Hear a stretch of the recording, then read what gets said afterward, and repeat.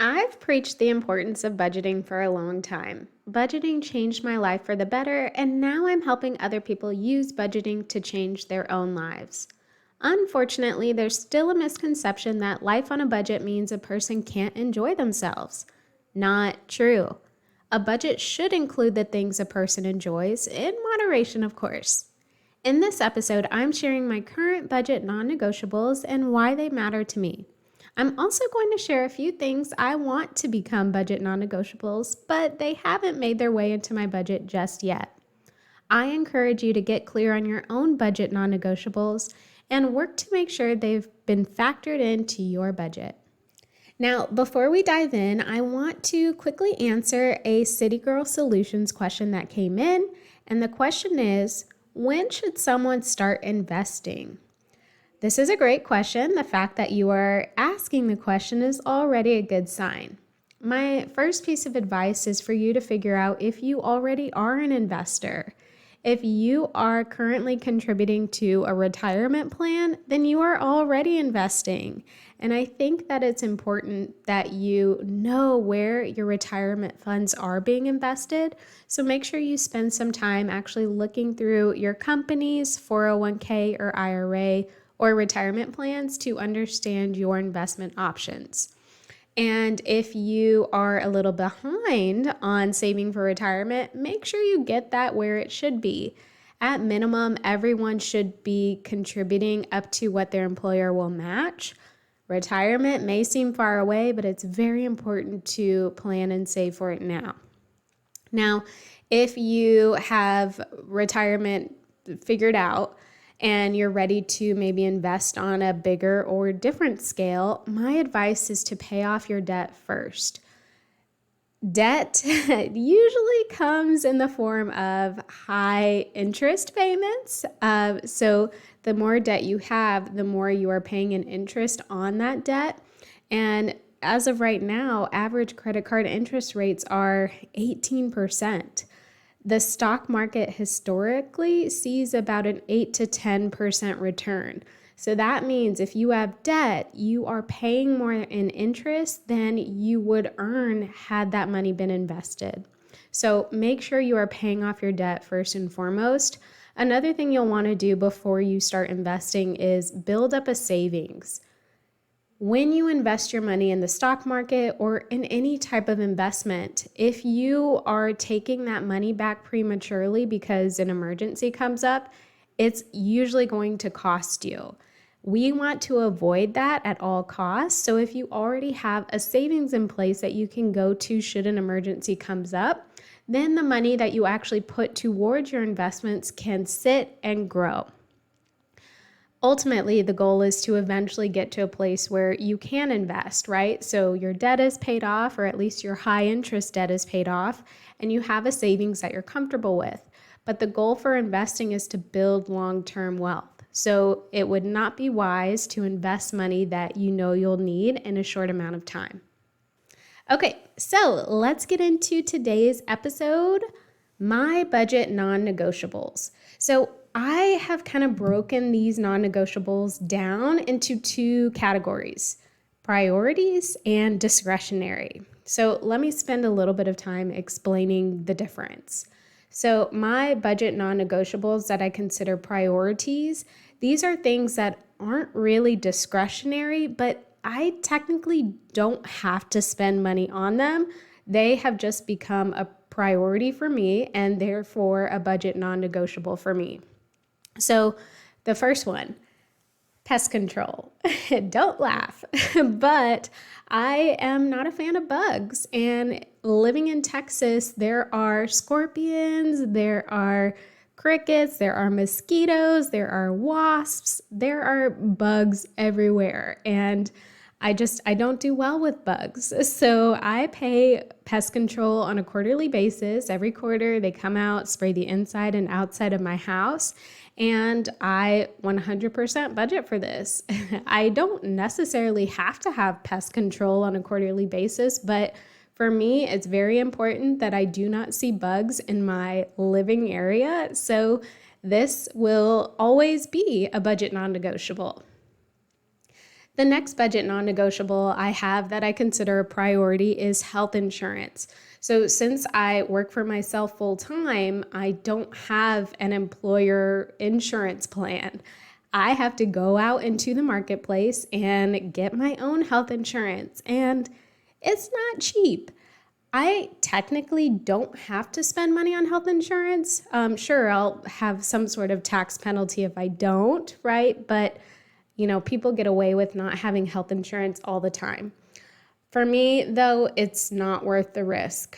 I do consider myself a healthy young woman, but anything can happen at any time, and I would rather factor this into my budget on a monthly basis and be prepared. If nothing happens, fantastic. If something does happen, at least I know I have insurance that can help cover the costs. Medical expenses, with or without insurance, are insane, especially in the United States. So paying monthly for health insurance, if it means that I don't have to pay thousands and thousands of dollars on unexpected medical costs, is 100% worth it to me. And my final budget non-negotiable that I consider a priority is for my business, and it's the City Girl Savings office space.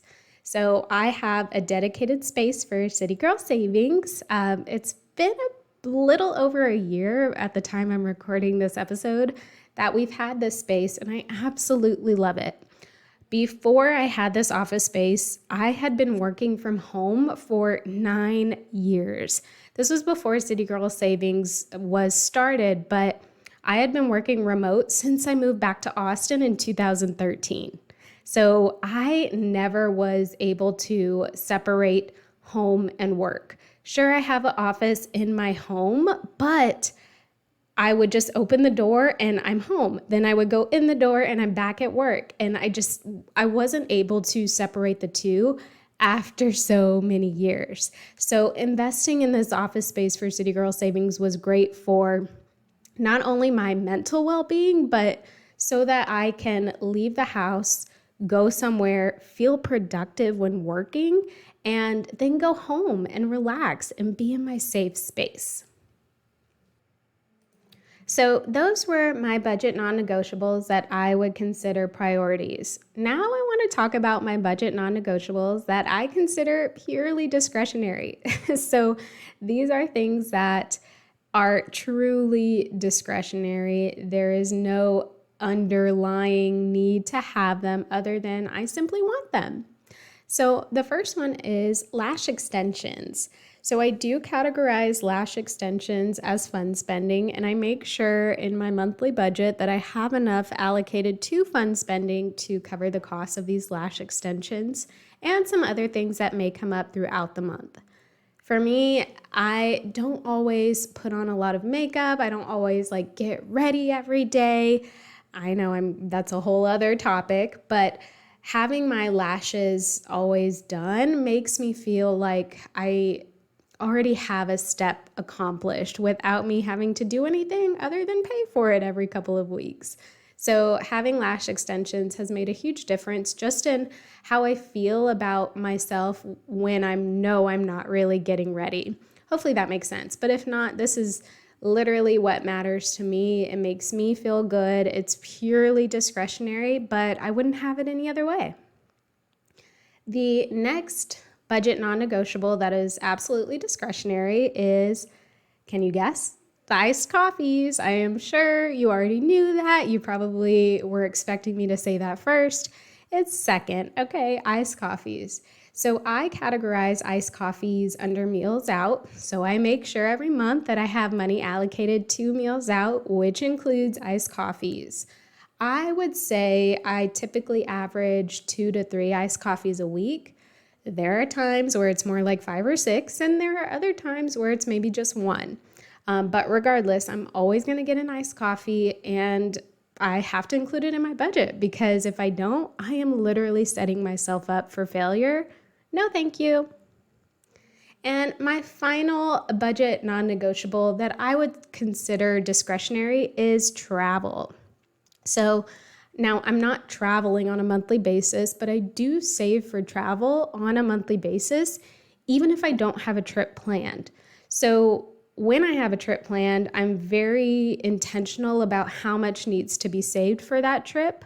But when I don't have a trip planned, I am making it a point to at least put something into my travel savings account. Whether it's $50, $100, it really just depends on how the month actually goes. But I do make it a point to save for travel on a monthly basis.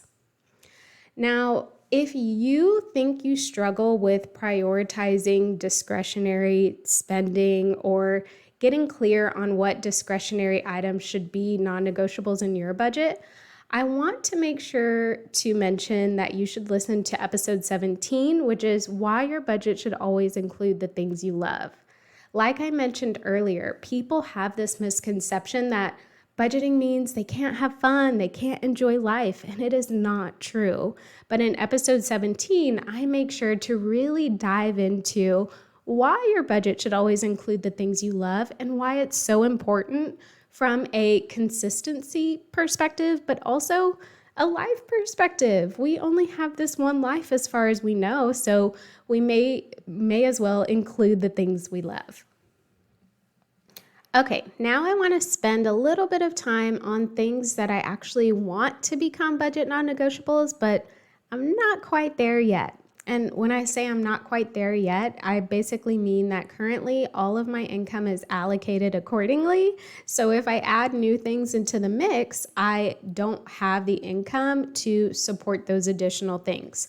I use a zero-based budgeting system, so I budget my income down to the penny.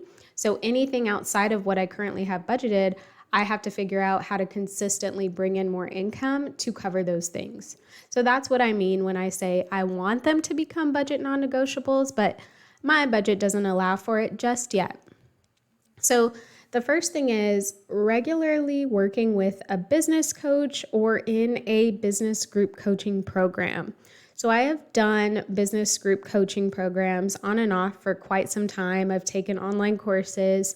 I'm constantly investing in my growth and knowledge when it comes to running a business, but it's on and off. I don't consistently work with a coach or, partake in a program, but I want to. And in fact, I'm currently looking for the right fit. So if you have any recommendations, please let me know. But that is definitely something that I would absolutely want to become one of my budget non-negotiables for my business.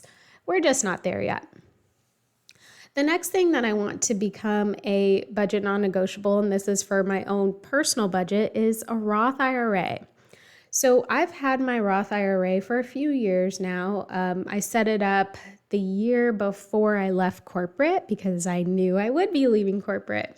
But since I've had my Roth IRA, I have maxed it out each year, but it's not a non-negotiable. It's more of a if my situation allows at this point.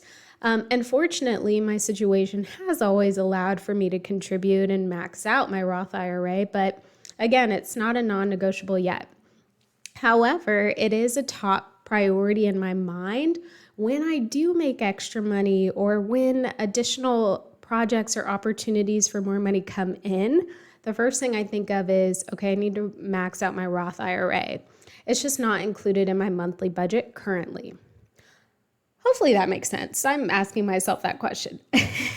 Basically, I don't have the extra money to contribute to my Roth IRA on a monthly basis. Therefore, I don't contribute to it on a monthly basis. However, if extra income comes in, which it has, and I'm sure it will continue to, the first place that extra income goes is to the Roth IRA. Now, everyone's situation will look different. We all have different incomes. We all have different expenses, but we should all have budget non-negotiables. When you set your budget non-negotiables, commit to them. Don't feel bad for spending money on them. Be glad you can spend money on them and it's in your budget. It's also okay if those negotiables change over time. I'm sure that if and when I have kids, I will have entirely new non-negotiables, but we're not there yet. So I hope you enjoyed this episode and I hope you take some time to set your own budget non-negotiables.